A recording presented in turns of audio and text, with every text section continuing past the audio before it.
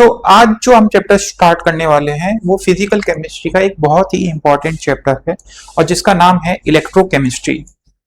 Electrochemistry ये अगर exam point of view से भी देखा जाए तो ये चैप्टर बहुत ही इंपॉर्टेंट है और इस चैप्टर को अगर आपको समझना है तो मैं आपको सजेस्ट करूंगा आप इस चैप्टर को फील करते हुए समझें, क्योंकि अगर आप स्टार्टिंग पार्ट इस चैप्टर का फील करते हुए समझेंगे तो इस चैप्टर में आपको कोई प्रॉब्लम नहीं आएगी। अब इलेक्ट्रोकेमिस्ट्री होता क्या है? ये साइंस है, the science which deal with the interconversion of electrical energy and chemical energy. ये वो साइंस है जो इंटरकन्वर्जन से डील करती है। किसके इंटरकन्वर्जन के से डील करती है? इलेक्ट्रिकल एनर्जी से केमिकल एनर्जी का कन्वर्जन और केमिकल एनर्जी से इलेक्ट्रिकल एनर्जी का कन्वर्जन। ठीक है, नेक्स्ट जो पॉइंट है वो है कंडक्टर्स। अब कंडक्टर्स होता क्या है? कंडक्टर होता क्या है? कंडक्टर वो सब्सटेंस होता है, वो मटेरियल होता है जो हीट और इलेक्ट्रिसिटी का कंडक्शन कर सके, जो हीट और इलेक्ट्रिसिटी का कंडक्शन कर सके। यहां पर इलेक्ट्रोकेमिस्ट्री में हम जिस कंडक्शन से डील करेंगे वो है इलेक्ट्रिसिटी। अब कंडक्टर दो टाइप के होते हैं, एक होता है मेटेलिक कंडक्टर और दूसरा होता है आयोनिक कंडक्टर। यहां पर आप मुझे ये बताइए, मेटेलिक कंडक्टर है तो ये किसका बना हुआ होगा? आप बोलोगे मेटल का बना हुआ है। और ये मेटल किसका बना हुआ होता है? तो मेटल बना हुआ होता है एटम का। मेटल किसका बना हुआ है? एटम का। ठीक है, और इस एटम में प्रेजेंट इलेक्ट्रॉन, उसकी वजह से क्या होता है? इलेक्ट्रिसिटी का कंडक्शन होता है। हाँ सही है, पर मेरा सवाल ये है, नॉन मेटल और नॉन मेटल ये भी किसका बना हुआ होता है? ये बना हुआ होता है एटम का। भाई नॉन मेटल में भी तो एटम प्रेजेंट है और एटम में भी तो इलेक्ट्रॉन प्रेजेंट है, तो मेटल में इलेक्ट्रिसिटी का कंडक्शन क्यों होता है और नॉन मेटल में क्यों नहीं होता है? इसका क्या कारण है? तो इस सवाल का जो उत्तर है, उस सवाल के उत्तर को हम खोजने की कोशिश करेंगे। हम ये जानना चाहते हैं कि फ्री इलेक्ट्रॉन्स मेटल में प्रेजेंट होते हैं पर नॉन मेटल में नहीं होते, ऐसा क्यों होता है? ठीक है, इसको जानने के लिए मैंने पीरियडिक टेबल का सेकंड पीरियड एलिमेंट्स मैंने यहाँ पर लिखे हुए हैं। सेकंड पीरियड एलिमेंट कौन कौन से हैं यहाँ पर? Lithium, beryllium, boron, carbon, nitrogen, oxygen, fluorine. इसमें से लिथियम, बेरिलियम जो कि एस ब्लॉक में आते हैं, ग्रुप 1 और ग्रुप 2 में आते हैं, ये कौन होते हैं? मेटल्स होते हैं, ये मेटल्स होते हैं। बोरॉन मेटेलॉइड होता है। मेटेलॉइड क्या होता है? ऐसे सब्सटेंस, ऐसे एलिमेंट जिनमें दोनों की प्रॉपर्टी हो, मेटल की भी प्रॉपर्टी हो और नॉन मेटल की प्रॉपर्टी हो, उसको आप मेटेलॉइड बोलोगे। इसके अलावा यहाँ पे क्या प्रेजेंट है? कार्बन से लेकर के नियॉन, ये क्या है? नॉन मेटल है, नॉन मेटल। और फ्री इलेक्ट्रॉन मेटल में प्रेजेंट होता है, इसका कारण क्या है? Ionisation energy. अब आयोनाइजेशन एनर्जी क्या होता है? आयोनाइजेशन एनर्जी, आयोनाइजेशन एनर्जी होता है minimum amount of energy required, minimum amount of energy required to remove an electron from outermost shell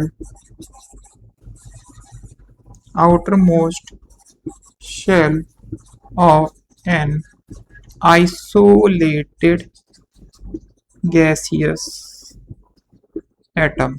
इसको हम क्या बोलेंगे? आयनाइजेशन एनर्जी बोलेंगे।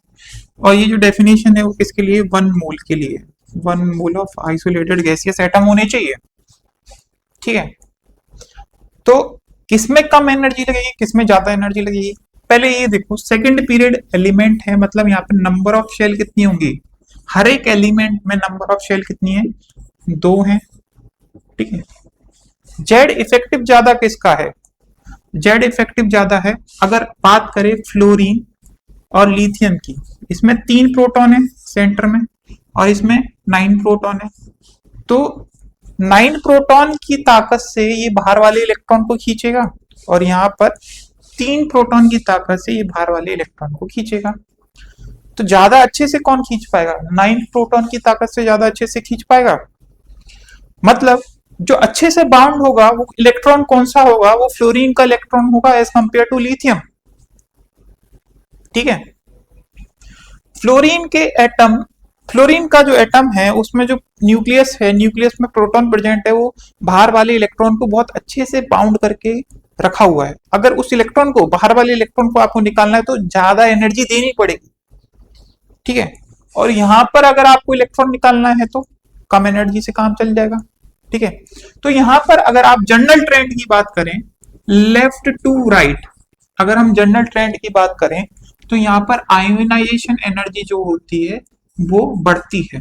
लेफ्ट टू राइट, अगर सेकेंड पीरियड की बात करूं, जनरल ट्रेंड की बात करूं, स्पेसिफिक नहीं बोल रहा हूं, जनरल ट्रेंड, जनरल ट्रेंड की बात करें तो उसमें आयोनाइजेशन एनर्जी बढ़ती है।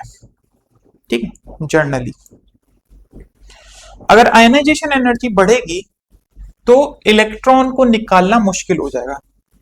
और ये जो हम देखते हैं जनरल ट्रेंड, वो second period, third period in elements में देखते हैं। तो हमने ये ऑब्जर्व किया जो मेटल होते हैं उनके लिए आयनाइजेशन एनर्जी कम होती है और नॉन मेटल के लिए आयनाइजेशन एनर्जी ज्यादा होती है। तो ज्यादा आसानी से इलेक्ट्रॉन कहाँ निकल जाएगा? मेटल से ज्यादा आसानी से इलेक्ट्रॉन निकल जाता है। अब हम मेटेलिक कंडक्टर और आयनिक कंडक्टर को डिटेल में समझने की कोशिश करते हैं। यहाँ पर मैंने एक वायर बनाया हुआ है, ये जो वायर है मेटल का बना हुआ है, और दूसरी जगह मैंने एक बीकर लिया हुआ है, इस बीकर में मैंने स्ट्रॉन्ग इलेक्ट्रोलाइट मिलाया हुआ है। ये जो स्ट्रॉन्ग इलेक्ट्रोलाइट है 2 हिस्सों में टूट जाएगा, Na+ और Cl- में टूट जाएगा। अगर इस वायर की बात करें तो इस वायर में मैंने शो किया हुआ है एटम और इलेक्ट्रॉन को। यहाँ पर एटम प्रेजेंट है और उस एटम में इलेक्ट्रॉन प्रेजेंट है, और साथ ही साथ मैंने क्या दिखाए हुए हैं? फ्री इलेक्ट्रॉन्स दिखाए हुए हैं, फ्री इलेक्ट्रॉन। अब आप मुझे ये बताइए, जो ये फ्री इलेक्ट्रॉन्स हैं, अगर मैं इसमें बैटरी कनेक्ट ना करूं तो ये फ्री इलेक्ट्रॉन का क्या होगा? ये फ्री इलेक्ट्रॉन स्टैटिक रहेंगे या कुछ मूवमेंट करेंगे? तो आंसर है ये मूवमेंट करते हैं। और मूवमेंट किस कारण से करते हैं? बैटरी तो लगाई नहीं है, तो ये जो मूवमेंट करते हैं वो मूवमेंट करते हैं थर्मल एनर्जी के कारण। अब ये थर्मल एनर्जी कहां से आई?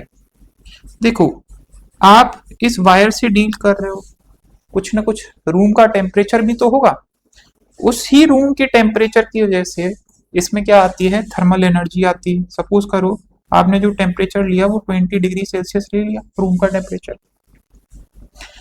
तो उस रूम टेम्परेचर के कारण इसमें क्या होगा? थर्मल एनर्जी होगी, उस थर्मल एनर्जी से ये फ्री इलेक्ट्रॉन क्या करेंगे? मूव करेंगे। तो अगला सवाल ये है, अगर इलेक्ट्रॉन थर्मल एनर्जी से ही मूव करते हैं तो उसमें करंट होगा या नहीं होगा? इस वायर में करंट होगा कि नहीं होगा? तो मन में तो आएगा कि जब इलेक्ट्रॉन का मूवमेंट होता है उसकी वजह से ही तो इलेक्ट्रिसिटी जनरेट होती है, उसकी वजह से तो करंट होता है। तो अगर आप इस वायर को टच करोगे, थर्मल एनर्जी के कारण जो इलेक्ट्रॉन मूव कर रहा है उससे आपको करंट लगेगा कि नहीं लगेगा? आंसर है नहीं लगेगा, क्योंकि आपने तो वायर टच किया भी होगा कभी कभी ना कभी। तो जब थर्मल एनर्जी के कारण इलेक्ट्रॉन मूव कर रहा है, आप वायर को टच कर रहे हो, करंट क्यों नहीं लग रहा है? कारण क्या है इसका? इसका कारण ये है, हाँ ये मूव तो करता है लेकिन किसी एक डायरेक्शन में वो मूव नहीं करता है, किसी एक पर्टिकुलर डायरेक्शन में मूव नहीं करता है। ये सारे के सारे इलेक्ट्रॉन अलग अलग डायरेक्शन में मूव करते हैं। अगर इस इलेक्ट्रॉन की डायरेक्शन का जो वेक्टर मैंने इधर नीचे बनाया तो इसका मैं ऊपर बना दिया, इसका मैंने राइट बना दिया, लेफ्ट बना दिया। इस तरीके से आप अलग अलग डायरेक्शन शो कर सकते हो, क्योंकि मूवमेंट भी एक्चुअल में ऐसा ही होता है इलेक्ट्रॉन का, थर्मल एनर्जी गेन करके।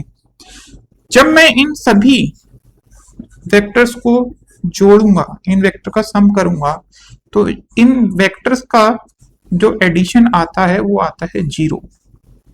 ठीक है, इन वेक्टर का जो एडिशन आता है वो कितना आता है? 0 आता है। इसीलिए नेट करंट नहीं होती। क्यों? क्योंकि नेट मूवमेंट भी क्या है? नेट मूवमेंट 0 है। ठीक है, इतनी बात समझ में आई आपको? तो बैटरी लगाने से ऐसा क्या हो जाता है, अगर आप बैटरी लगाओगे, सपोज करो ये पॉजिटिव टर्मिनल, ये नेगेटिव टर्मिनल, नेगेटिव टर्मिनल को मैंने इधर से कनेक्ट किया, पॉजिटिव टर्मिनल को इधर से कनेक्ट किया, तो वायर के इस एंड पर पॉजिटिव चार्ज इकट्ठा हो जाएगा और इस एंड पर नेगेटिव चार्ज इकट्ठा हो जाएगा। अब इलेक्ट्रॉन का मूवमेंट कहाँ होगा? अब इस इलेक्ट्रॉन का जो मूवमेंट है वो कहाँ होगा? इस पॉजिटिव टर्मिनल की तरफ होगा। और सभी इलेक्ट्रॉन्स का, एक ही इलेक्ट्रॉन का नहीं, सभी इलेक्ट्रॉन्स का जो मूवमेंट होगा वो किधर होगा? पॉजिटिव टर्मिनल की तरफ होगा। यानी कि सबकी जो नेट डायरेक्शन है वो किधर आएगी? वो पॉजिटिव की तरफ आएगी। और पॉजिटिव की तरफ आएगी, एक ही डायरेक्शन में मूव कर रहे हैं, उसी की वजह से क्या होता है? करंट जनरेट होता है। ये समझ में आया आपको? ठीक है। दूसरा सवाल ये है, इस मेटेलिक वायर में जो एटम प्रेजेंट था, अब तो वो आयन बन गया ना। आप इलेक्ट्रॉन अगर किसी एटम से निकालते हो तो इलेक्ट्रॉन की कमी की वजह से, इलेक्ट्रॉन की कमी की वजह से जो एटम था वो क्या बन जाएगा? कैटायन बन जाएगा। जो एटम था वो क्या बन जाएगा? कैटायन बन जाएगा। क्या ये कैटायन मूव करेगा क्या? क्योंकि जो वायर होता है वो सॉलिड होता है, जो वायर है वो सॉलिड है, और उसमें प्रेजेंट कैटायन भी क्या होगा? सॉलिड फॉर्म में होगा। और सॉलिड फॉर्म में जो इंटरमॉलिक्यूलर डिस्टेंस होता है वो बहुत कम होता है, जिसकी वजह से मूवमेंट पॉसिबल नहीं है। ठीक है, तो ये बहुत ही रिजिड होता है स्ट्रक्चर, यहाँ पर मूवमेंट नहीं हो सकता एटम का। अगर एटम वाइब्रेट करना चाहे तो कर सकता है, लेकिन मूवमेंट नहीं कर सकता, एक जगह से दूसरी जगह नहीं जा सकता। तो मूवमेंट कहां पर होता है? लिक्विड स्टेट में होता है, गैसियस स्टेट में होता है, सॉलिड स्टेट में नहीं होता। ठीक है, अगर एटम का मूवमेंट नहीं हो पा रहा है तो उससे जनरेटेड कैटायन का मूवमेंट होगा क्या? आंसर है नहीं होगा। ठीक है, लेकिन जब हम आयनिक कंडक्टर की बात करते हैं, इस आयनिक कंडक्टर में मैंने NaCl मिलाया। आप NaCl एक्वस ले सकते हो या मॉल्टन ले सकते हो। सपोज करो ये मॉल्टन है, ठीक है, और ये बताओ इस आयन का मूवमेंट होगा कि नहीं होगा? आंसर है मूवमेंट होगा। लेकिन इलेक्ट्रिसिटी कंडक्ट होगी क्या? आंसर है नहीं होगी, क्योंकि इलेक्ट्रिसिटी को कंडक्ट करने के लिए एक डायरेक्शन में मूव कराना पड़ेगा इन आयन को। और लेकिन क्योंकि ये फ्री आयंस हैं, तो ये जो फ्री आयंस है ये मूवमेंट हर जगह करेंगे। ठीक है, अगर आप बैटरी लगाते हो, बैटरी लगाने के लिए मैंने यहाँ पर क्या लगा देता हूँ? यहाँ पर मैं इलेक्ट्रोड लगा देता हूँ। इधर मैंने इलेक्ट्रोड लगा दिया और इससे मैंने बैटरी कनेक्ट कर दी। यहाँ पे पॉजिटिव टर्मिनल है और यहाँ पर नेगेटिव टर्मिनल है। इस पॉजिटिव टर्मिनल पर कौन सा आयन आएगा और इस नेगेटिव टर्मिनल पर कौन सा आयन आएगा? इस पॉजिटिव टर्मिनल पर नेगेटिव आयन आएगा, यानी कि एनायन आएगा। ठीक है, और इस नेगेटिव टर्मिनल पर ये पॉजिटिव आयन जाकर डिपॉजिट हो जाएगा। इस तरीके से क्या होगा? इलेक्ट्रिसिटी का कंडक्शन होगा। तो इलेक्ट्रॉन का मूवमेंट की वजह से भी इलेक्ट्रिसिटी का कंडक्शन हो सकता है, और आयन के मूवमेंट की वजह से भी इलेक्ट्रिसिटी का कंडक्शन हो सकता है। ठीक है, अब हम इनकी प्रॉपर्टीज पढ़ने की कोशिश करेंगे, जानने की कोशिश करेंगे कि होता क्या। अगर आप टेम्परेचर चेंज कर रहे हो, टेम्परेचर बढ़ा रहे हो या घटा रहे हो, उससे क्या फर्क पड़ेगा? सपोज करो अगर मैंने टेम्परेचर यहाँ पर बढ़ाना स्टार्ट कर दिया, टेम्परेचर आप कहां पर दे रहे हो? वायर में आप टेम्परेचर बढ़ा रहे हो। वायर में अगर आप टेम्परेचर बढ़ाओगे तो कंडक्टेंस पे क्या असर पड़ेगा? कंडक्टेंस कम होगा या ज्यादा होगा? ठीक है, रेजिस्टेंस पे क्या फर्क पड़ेगा? रेजिस्टेंस कम होगा या ज्यादा होगा? जब आप टेम्परेचर बढ़ाओगे, टेम्परेचर बढ़ाने की वजह से जो इलेक्ट्रॉन है, मतलब उस मूवमेंट किसकी वजह से कर रहा था? फ्री इलेक्ट्रॉन मूवमेंट कर रहा था थर्मल एनर्जी की वजह से। वो थर्मल एनर्जी बढ़ जाएगी, और अगर थर्मल एनर्जी बढ़ गई तो नंबर ऑफ कोलिजन बढ़ जाएंगे, इस इलेक्ट्रॉन की नंबर ऑफ कोलिजन बढ़ जाएंगे। ठीक है, इनकी जो मूवमेंट होगी वो डिस्टर्ब होगी। अगर भले ही आपने बैटरी लगाई हुई है, लेकिन ये अदर डायरेक्शन में मूव करने की कोशिश करेगा और कोलिजन करने की कोशिश करेगा, उस कोलिजन से, उस मूवमेंट की वजह से क्या चीज बढ़ जाएगी?